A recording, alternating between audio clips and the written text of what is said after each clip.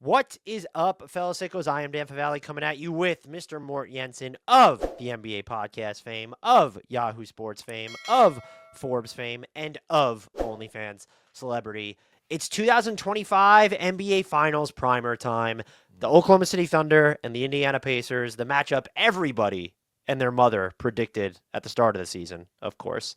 Although 50% of this matchup is everyone probably may have had it penciled in.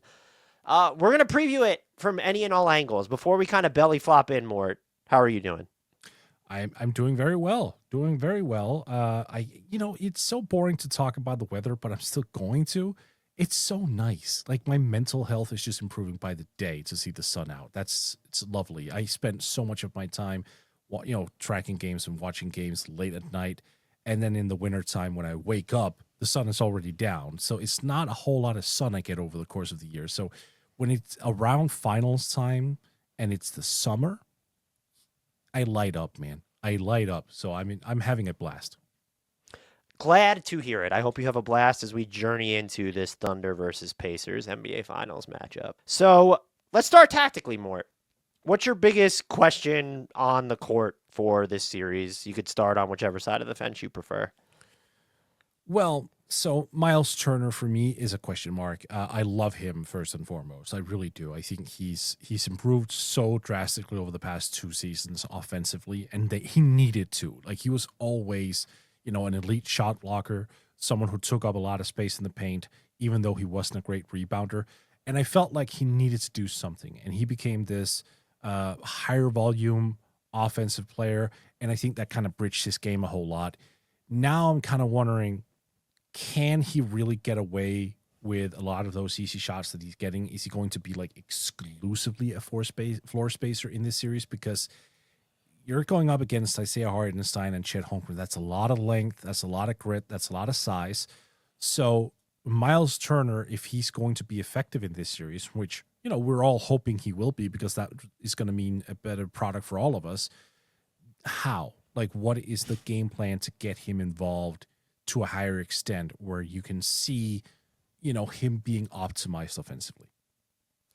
Yeah, that's interesting. And I think I would wonder, and I would at least try it, if Oklahoma City goes to these smaller lineups and he finds like smaller players on him in those smaller lineups more, he's gotten Yeah. better at punishing those mismatches. Yep. Like even kind of from the outside in, or if he's working on the block. I'm not saying you funnel the entire offense through him, but if that's the look Oklahoma City goes with, I think he could actually capitalize on it. And that's kind of why I wondered, like one of the things that I have bullet pointed here is it almost feels like this might just be a dual big series from OKC, more so than it was even like at points in Minnesota, just to kind of not derail that thing specifically, but you have Turner and you have Siakam, and maybe you're kind of Right. saving the smaller lineups for like the Obi Toppin minutes, or if they, if the Pacers are rolling out Thomas Bryant.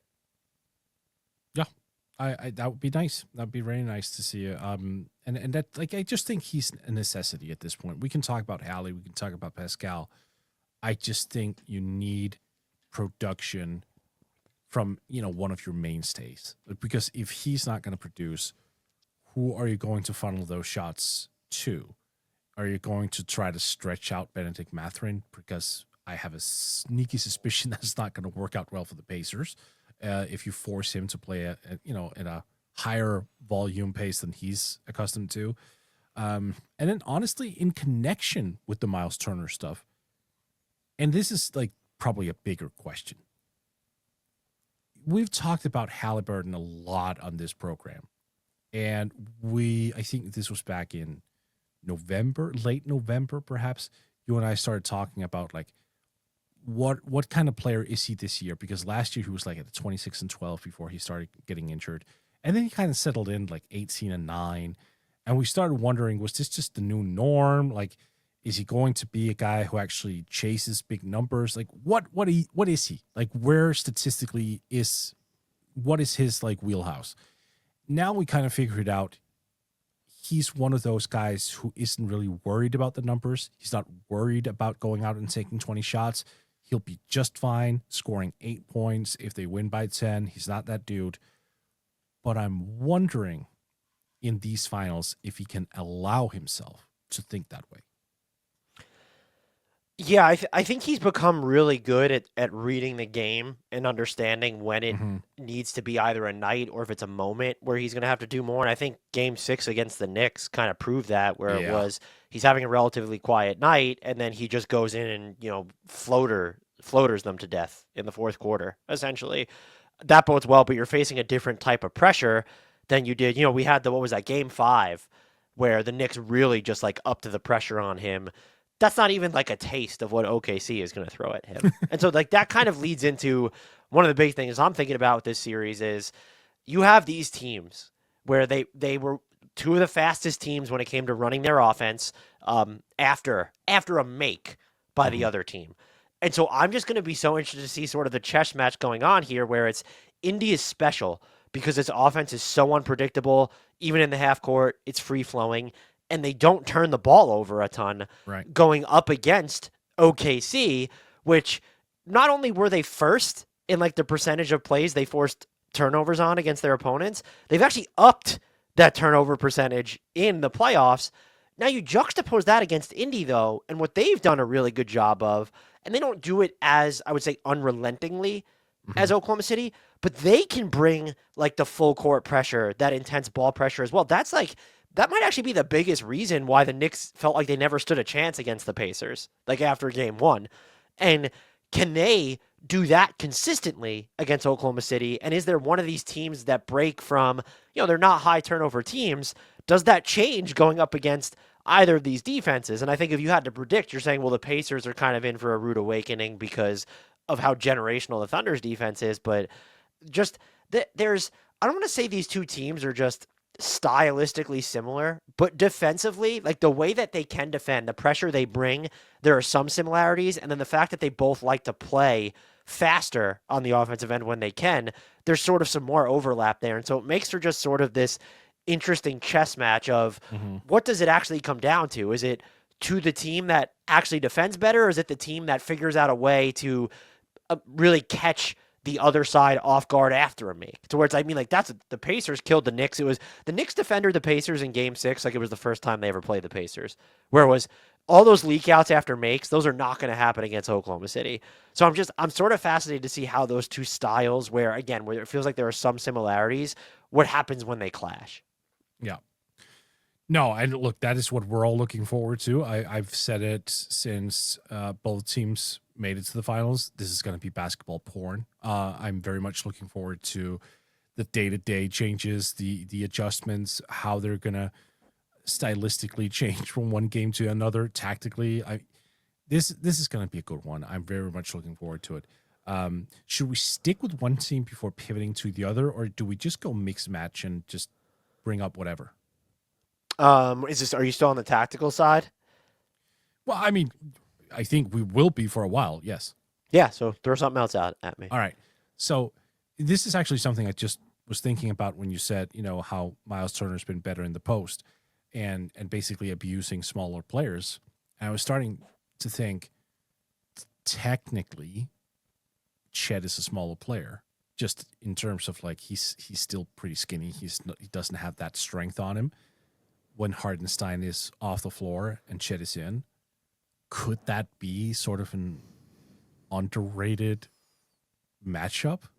Like, would you dare not necessarily funnel shots towards Miles Turner? Like, he has to be in move, but like he's getting like he was also skinny when he came in, but he's added muscles, he's added strength. Could he be able to finish plays against Chet or maybe even draw a couple fouls on him? That's because that would change the course of an entire game. Yeah, and it's also kind of led me to wonder, do you not put Chet on Miles Turner for that reason? And I don't know that you necessarily want him. I think you want Hartenstein on Siakam just for like Hmm. the extra physicality there. But like with Chet, could it make more sense to I mean, like the thing about the Pacers is there's not a Lou Dort on their team to where it's, oh, we're gonna Right. stick you on Lou Dort and then you can roam. At the same time, it's, do you gamble and say, well, go guard Andrew Nemhard and do that, or maybe you try to get away with it with Aaron Nesmith. Is it something you exclusively like in some of the the bench units for the Pacers, where if that's Ben Shepherd, then it gets to be easier to go that way, or even if it's Benedict Mathurin for that matter. because I've been curious. The foul trouble is an interesting element of it. I think we'll probably see Chet on Turner, but I'm also kind of wondering if we do see Chet kind of, they want him to just sort of muck up stuff, do a ton on the back line, and if Turner's going to space the floor, you put him on a smaller player, pick your poison there, whether it's Neesmith or Nembhard, and go that route. But it is interesting that the one position where OKC doesn't necessarily have, I want to say, a ton of depth. And it's not a problem because this is a team that won 68 games. They have players who can just kind of pluck into that spot, but they don't really have traditional fours in many ways. And the Pacers have two of those who are both offensively very dynamic. So you either have to guard up, like taking a couple wings and like throwing them into against those fours, or you have to like ask Chet to play down. So there could be a speed advantage offensively for the Pacers at that spot. Like, but it almost feels dumb to like bring up the bench or like one position. Like, can Pascal Siakam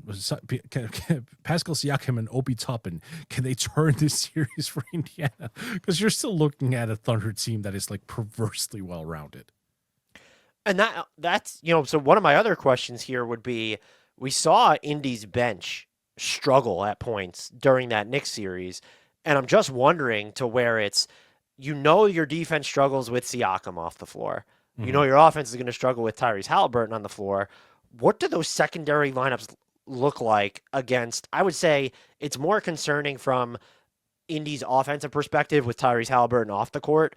What do you look like in those secondary lineups against OKC's defense? Because, spoiler alert, Mort, OKC's defense is going to be a little bit better than New York's defense.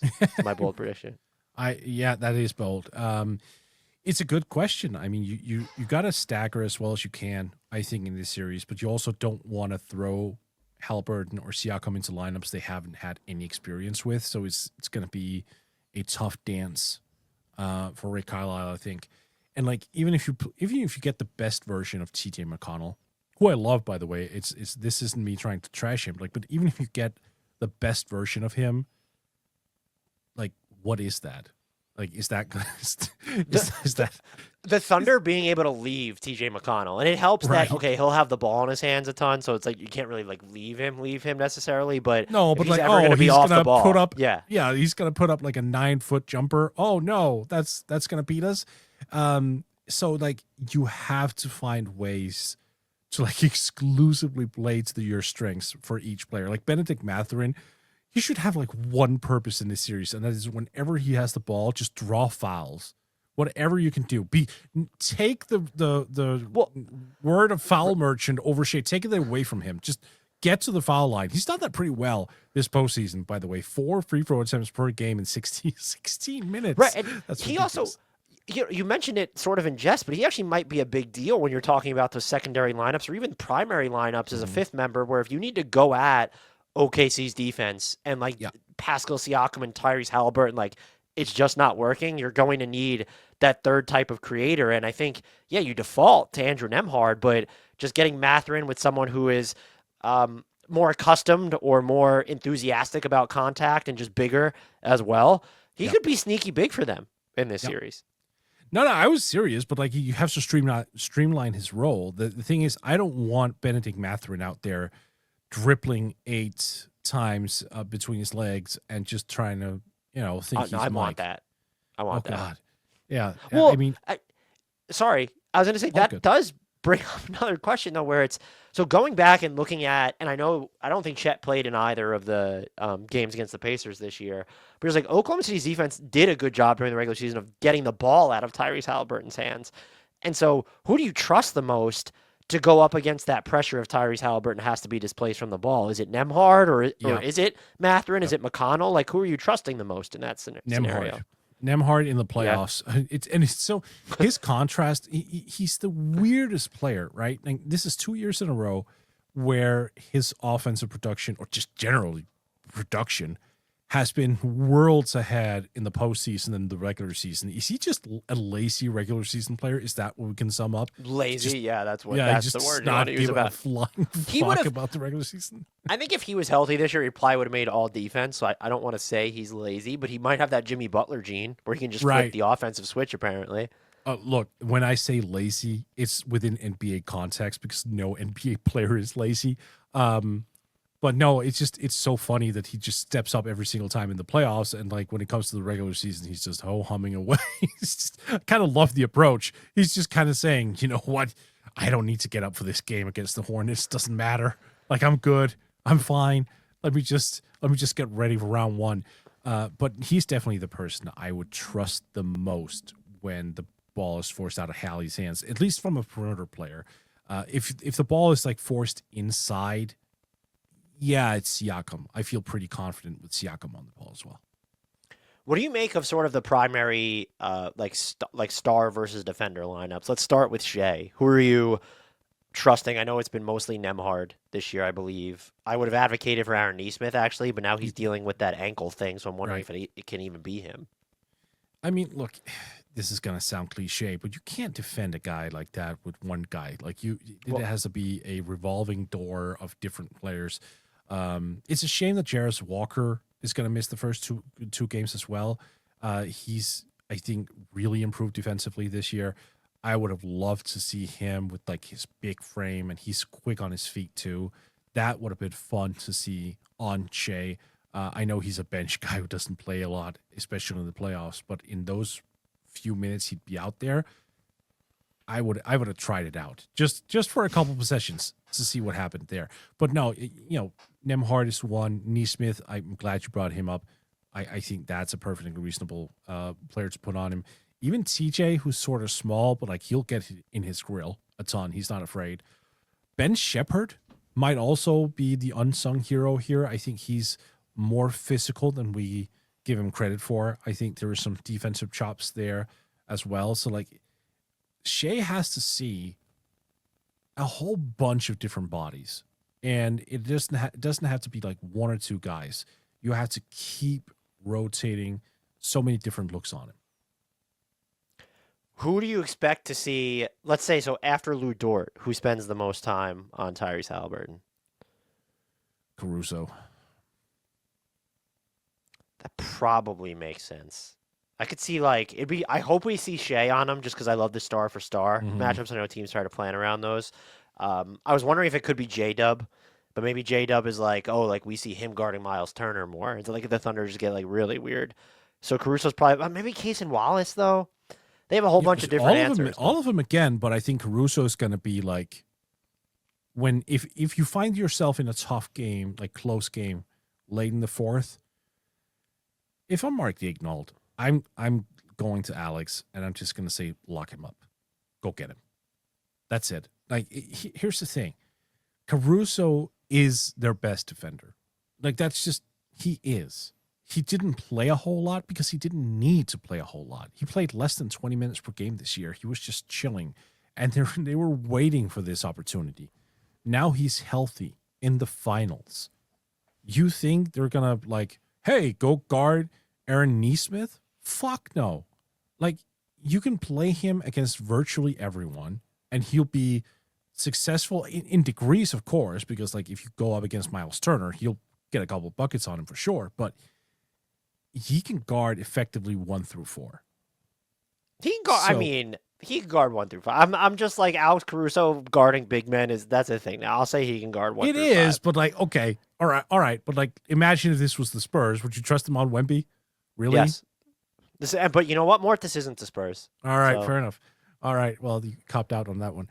But that at the end of the day, you got to cut the head off the snake. You really do. And that's Tyrese Halliburton. He's still the main driver on this whole thing, this whole team, this whole offense, everything. He's like the main hub. So, tight game, 5 minutes to go. You bet your sweet ass I'm telling Alex Caruso, kill him. Do you worry about, when you're just looking at the Thunder defense in totality, aside from Tyrese Halliburton, like, do you worry about the Pacers losing their, like, kind of ball control plot, where they've been so good at valuing possessions overall this entire year? And I think Pascal Siakam's a good one. It's just like his, I get, the word's not nervous, but I get skeptical whenever he's like attacking off the dribble and spinning, because it doesn't feel like he has the tightest handle. And like going up against some of these other defenses is one thing, but you go up against Oklahoma City's defense, and I'm just like, oh, I feel like that's the player I look at just because he will be so heavily featured, where I could see him having some high turnover games where there's just these like 4 and 5 point swings because you give up an opportunity to score at the basket at one end, and then Oklahoma City's hitting a three or getting a bucket in transition at the other end. You know what would be a high turnover game for Pascal Siakam? Two. That's a high turnover game for him. Yeah, but I'm gonna take the over. I think he's gonna have a game where he has at least 4 turnovers because the Thunder's defense is just absurd. Not a single player on Indiana's roster who in the regular season or in these playoffs are averaging or even cracking 2 turnovers per game. Not one. That's awesome. I'm asking if you think that holds up in the context versus Oklahoma City. Well, again, to a degree, right? Like, do I think that this defense specifically is tailored to force turnovers? Absolutely. Do I think we're going to see an increase in turnovers for Indiana? Absolutely. Do I think we're going to see them turn into, a high turnover team, all things considered? No.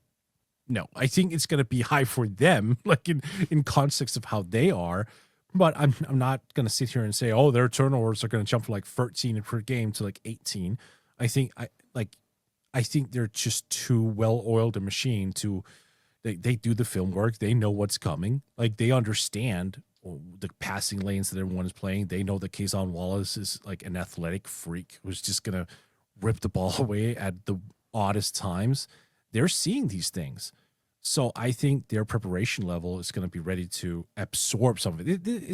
They're going to go in. This is going to be a boxing match, right? They're going to go in. They know they're going to take a hit. They're going to probably take a couple. It's just a matter of, what are we willing to do here to respond? And I'm not nervous about the turnovers until it's a legit problem. You have anything else here on the tactical side? Make shots. That's kind of important too for both sides. To score points. I would ask who tightens up their rotation more, Rick Carlisle or Mark Daigneault? Neither. I think it'll be Carlisle. I think we kind of saw a button up kind of towards the end of the Knicks series, and like I said, with some of the bench units struggling against the Knicks, I wonder if that will be the impetus for tightening it up a little bit more against. Well, OKC. I mean, again, it depends, because if you're met by depth, I would have to assume the best response is matching that depth. So, I mean, you might be right. But I think one of their main strengths here for both teams is they can go to all those players. Like, I will say his rotation is going to be short in Carlisle's. That is by default, because Jarris Walker is not going to play the first 2 games. So that's one piece off the table. It's going to be interesting. Maybe he stretches Ben Shepherd a little bit more. What's your biggest storyline for this series? Is it former Knicks about to win a title? You have Isaiah Hartenstein or Obi Toppin? That's mine. Or do you want to rehash the Domantas Sabonis trade or the Paul George trade tree? This is what I think the Paul George trade tree NBA Finals. It's funny, right? Because we didn't talk about this podcast specifically, not in great detail before we started recording. So I didn't know which topics you were going to bring up. Storyline is not something I thought about a great deal. But I will, you know what? I'm just going to pluck some of my own shit and turn that into a storyline. The way these teams were constructed because I've written 2 articles about each team, how they were constructed, which trades were happening, and like how they got there. And this is just another example of how crucial it is to have people in the front office who understand how to do shit right. And is that a storyline only for us super geeks who are interested in that kind of stuff? But I do think it's relevant. These are teams that didn't panic, who prioritized multiple bites at the apple, who did trades at the exactly right time to optimize the return and not relinquish too much. Like, these are 2 teams that just knows how to do business off the court. And as a direct result, they're facing off against each other in the finals. Is that a storyline? Maybe not, but it's something I find extremely fascinating.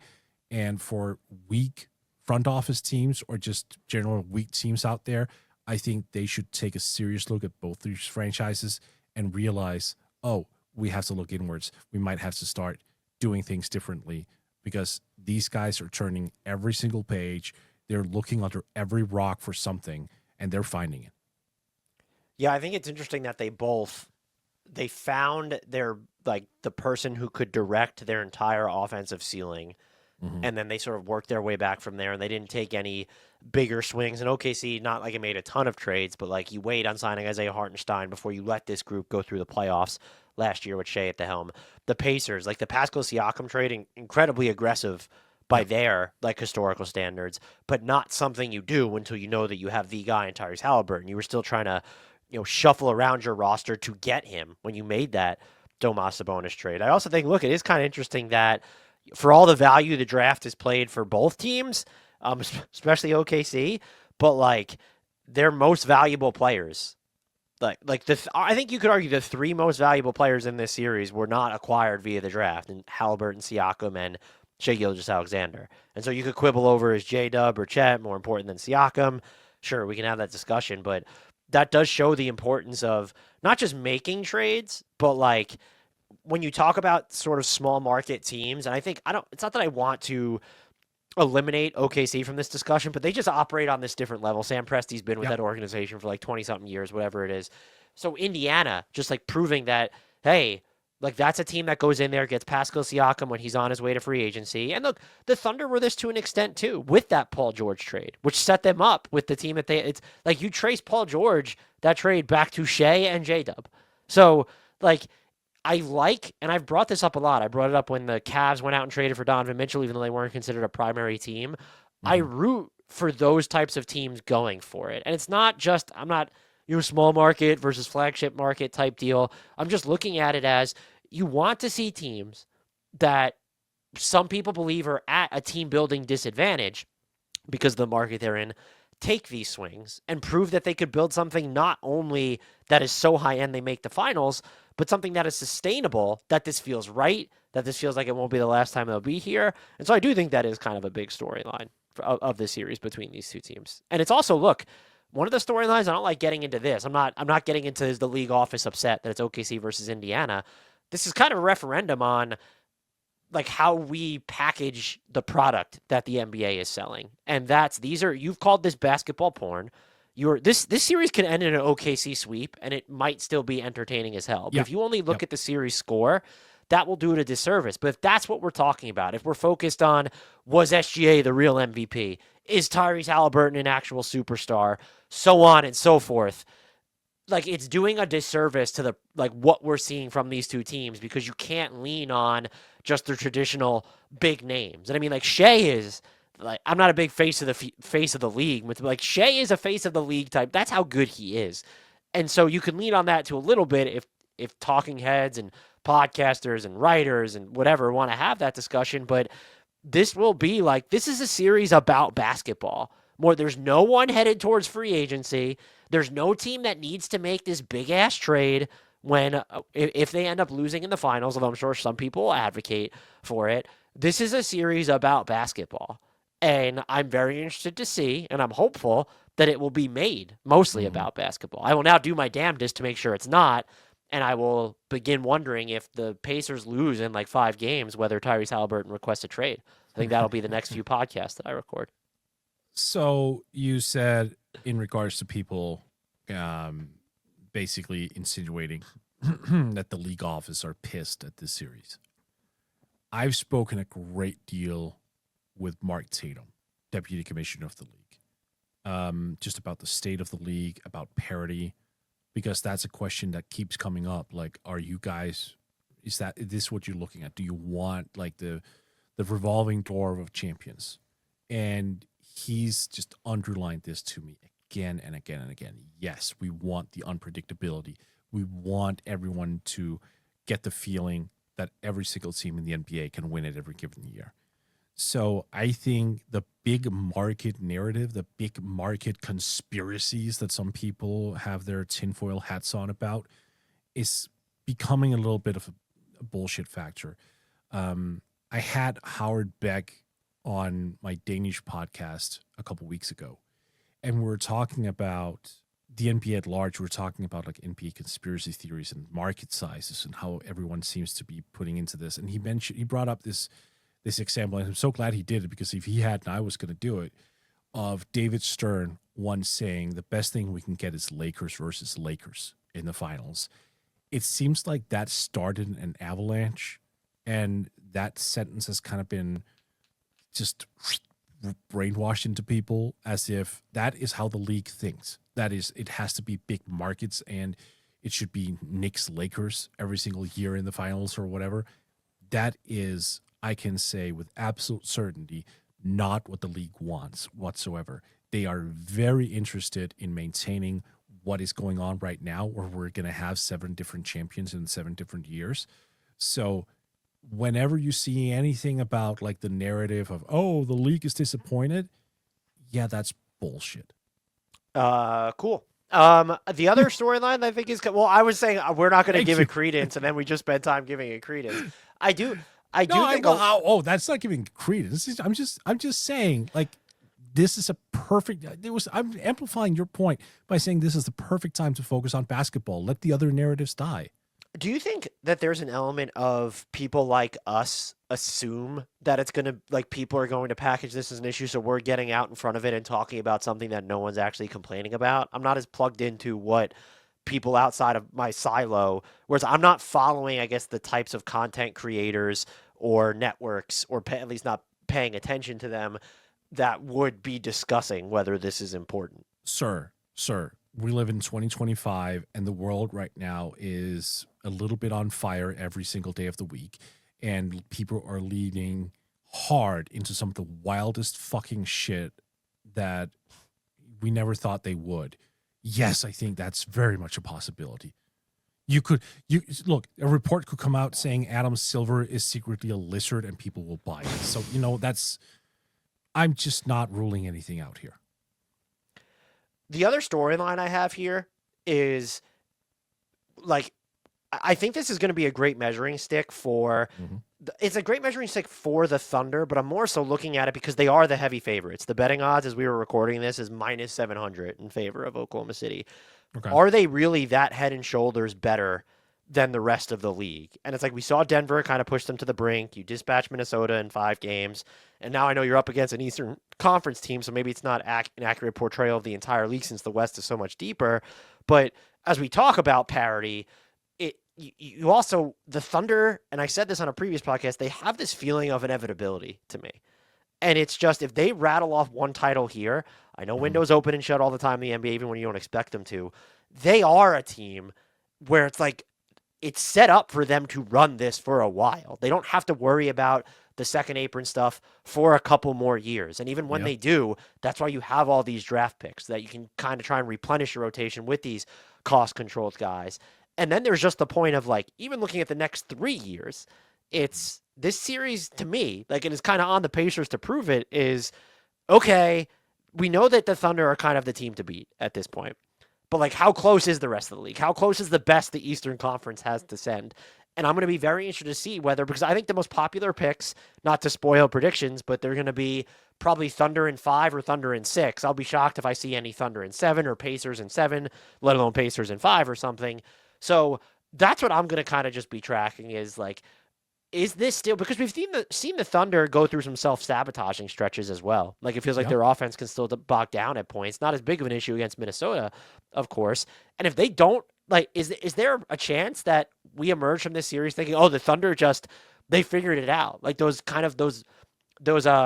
like clunky offensive stretches, they don't no longer exist. Like, J-Dub is that guy as the number 2. That's what we've established. Chet has felt like over the past like 8 or so games, feels like he's just really come into his postseason own. And so I think there's a chance, and this is meant no disrespect to the Pacers, I would be rooting for them to make this a long series to disprove this, but I'm kind of going to be monitoring to see how close is everybody to OKC right now. That's interesting. I mean, look, when the Celtics won the title last year, I think everyone was kind of expecting them, because if everyone ran with the narrative of, oh, if there's a team that could break the current stretch of just one-time champions, it's going to be the Celtics. Lo and behold, where we are right now, right? So I get what you're saying. Like, oh, they figured it out. They could go on this run. They could win multiple titles in a row. It's so hard to win in the NBA, man. It's so freaking hard. And like, just getting back to the finals back to back is ridiculous. So Yeah, I mean, it's going to be a narrative. It's going to be a storyline. I'm taking it a year by year basis. I've learned my lesson of not sitting there and going, oh, this team is definitely going to A, B, and C next year. Like, no. If history has shown us anything, it's Well, so unpredictable. I would agree with that, but also like this is also just a team that is so good Yeah. and so deep that they're Yeah. like even at the top, like they could just be entering generational territory to where it's. I'm not saying that they're the like dynastic Golden State Warriors, but like this isn't. And look, I made the mistake of saying I thought the Nuggets were like this is a team that's just set up to continue churning out finals appearances, and so I totally understand the point of. And I'm not guaranteeing they're just going to run off 5 straight No. I hear you. championships. I hear you. But And you're right. I mean, look, from a roster construction perspective, absolutely. From an age perspective, absolutely. From a talent perspective, absolutely. They have the depth, they have the contracts that work in their favor. Like, I'm not disagreeing with you. I think of any team in the NBA, if they win this whole thing, yeah, they are probably set up the best, better than anyone else to go on, a run of 2 or 3 years where they can take it. But again, like you said it at Denver, I said it with the Celtics, and I'm just at that point where I've stopped selling the skin before the bear is shot. That's where I'm reach. Like I can't do it. But you're right in terms of like logical thinking and how the salary sheet is looking and everything. Yeah, absolutely. This has dynasty upside for sure. who are your biggest X factors for the series? Let's start with who's your biggest Pacers X factor? How the hell did you just get a visual into my mind? That's Aaron Nesmith and Alex. That's great. Okay. Well, there you go. So Aaron Nesmith, obviously, I know there's some ankle issues.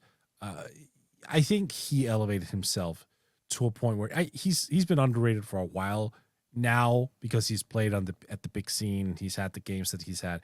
There's just no two ways about it. He's a high-end starter now. He's that dude. He's a guy who, his stat line is never going to accurately portray his importance to a team. It's never going to match up. It's never going to sync up is probably the better term.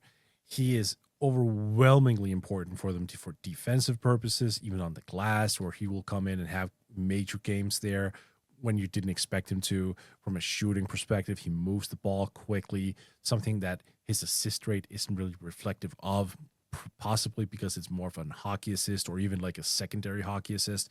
He just knows how to play the game. I think he's a major player in this series, just in terms of like the defensive output, the offensive production, the off-ball gravity, wildly important. And then we brought up Caruso already in terms of just how versatile he is defensively.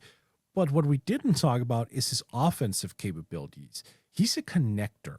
And like, I think for some reason he hasn't been viewed like in the context of a connector like Bruce Brown, for example, but he very much is.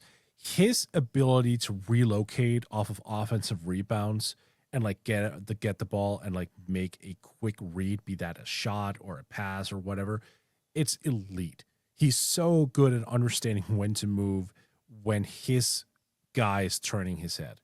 So these two guys are not going to be the main stars. They're not going to be, 30 plus point at scoring averages. It's not going to be any of that, but they are going to be huge X factors throughout the entire series. Well, for the Pacers, I probably like Aaron Nesmith. Totally agree there. For variety's sake, I think Benedict Mathurin would deserve an honorable mention there because if you're going to need to generate offense, like you mentioned, the free throws and just the stuff that he's able to do on the ball, if OKC does a successful job of getting the ball out of Tyrese Halliburton's hands, you need another safety valve aside from Pascal Siakam. You need another safety valve even aside from Andrew Nembhard. And he's probably, Aaron Nesmith's gotten better, like on kind of those, we know what the shooting does, but on those like physical, those heady, those shoulder drives. But Benedict Mathurin could still, like, he can just light it up in a way that I think even Andrew Nembhard, you wouldn't necessarily predict that from. So I'm wondering if he becomes, we've seen his role wax and wane throughout the playoffs, but I'm wondering if he becomes subtly important to the Pacers this series. Yeah, those are all good names. This is why I love the Pacers, right? There are so many candidates here. You can even argue like Ben Shepherd. Is this going to be a Ben Shepherd series, right?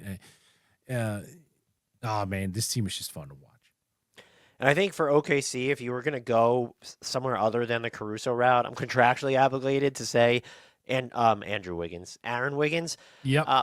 But Case and Wallace, I think I picked him as an X factor in the Timberwolves series, if I remember correctly. But like that is if the Thunder decide, hey, we want Alex Caruso either guarding a big or we want him in more of just like a chaos roaming role.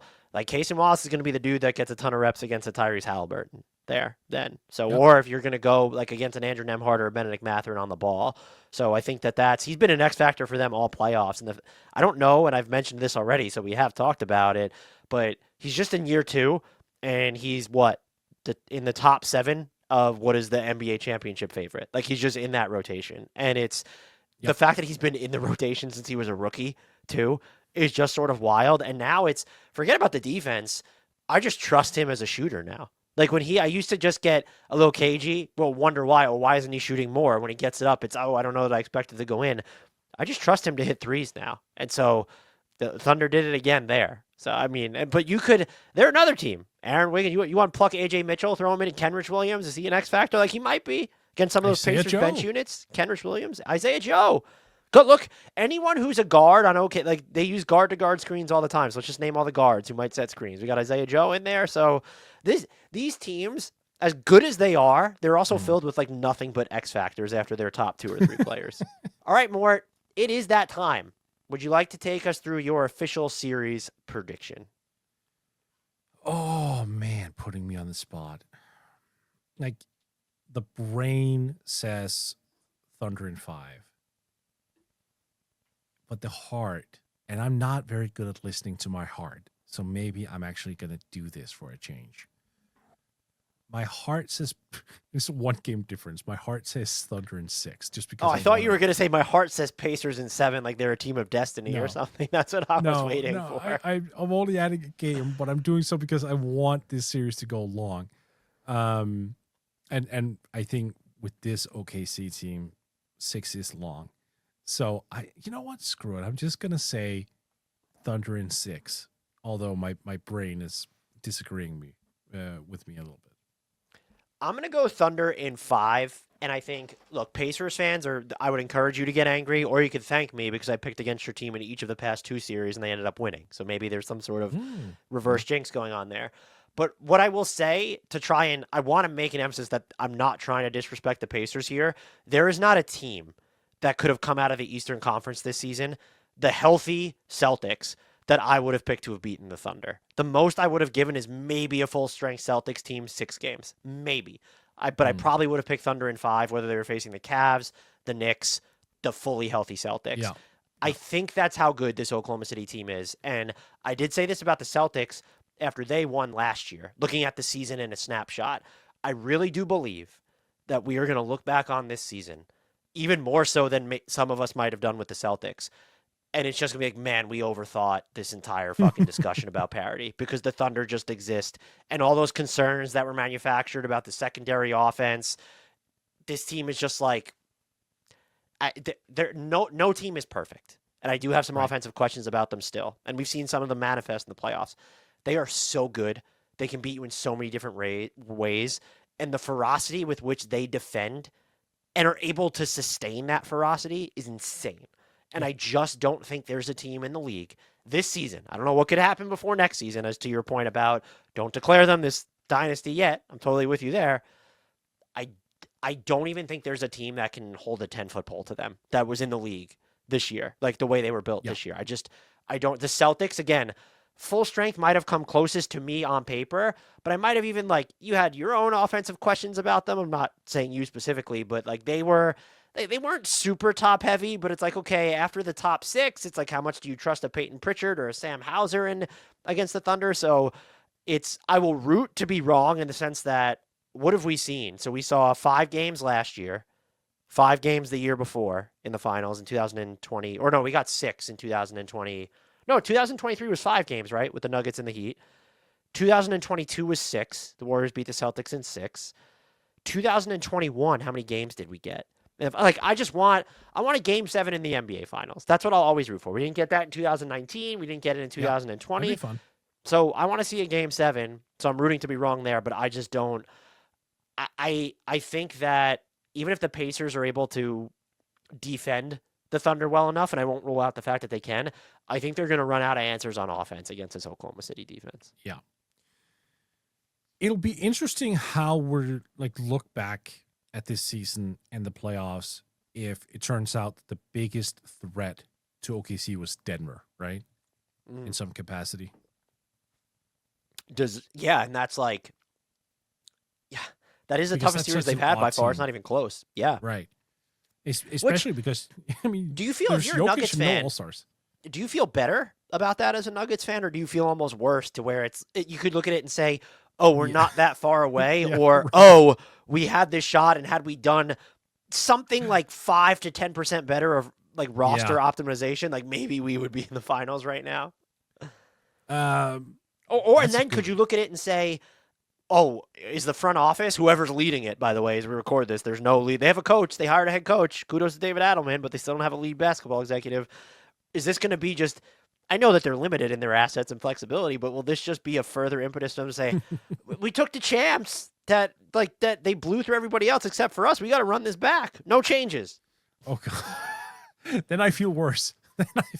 You feel it's like we have to use our mini MLE on someone that we need to offload with attached to second round picks because that's the tradition and that's how how we almost beat the Thunder. That was the blueprint. God, they have so many questions, but that's what I'm saying. It's such a weird year if that was their biggest test, right? That was just a matchup thing. But I also said at the time, they needed to go through a series like that. They needed that. They went up against the best player in all of basketball.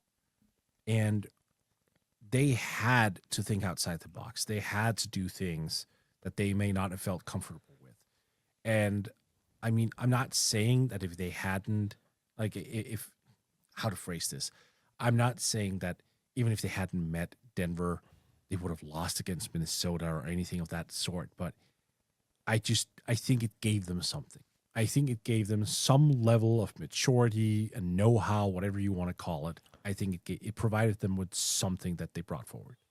Yeah, it wasn't an arrival. It was like an affirmation. It's like, oh, no, this is what we all were kind of waiting for. It's here. It hasn't arrived. It's been here, but this is just them reinforcing as much. Yeah, that's fair. Mort, so with that, I have Thunder in 5. You have Thunder in 3, which is a very interesting pick, but I understand where you're coming from. This is going to be, I think this series is going to be really fun, and I'm rooting for myself to be wrong in the sense that after 2 straight finals of only going 5 games, I want to see a longer final series. But with that, are you able to tell our listeners, subscribers, where they can find you and all the work that you do? Yes, sir. You can find me over at Blue Sky at MSJNBA, or you can find me at Yahoo and Forbes, where I do a lot of writing there. The NBA podcast, and if you speak Danish, I guess, Busserpeter in Denmark. Until next time, and as always, with a shout out to the one, the only, the legendary Mr. Frank Ntilikina.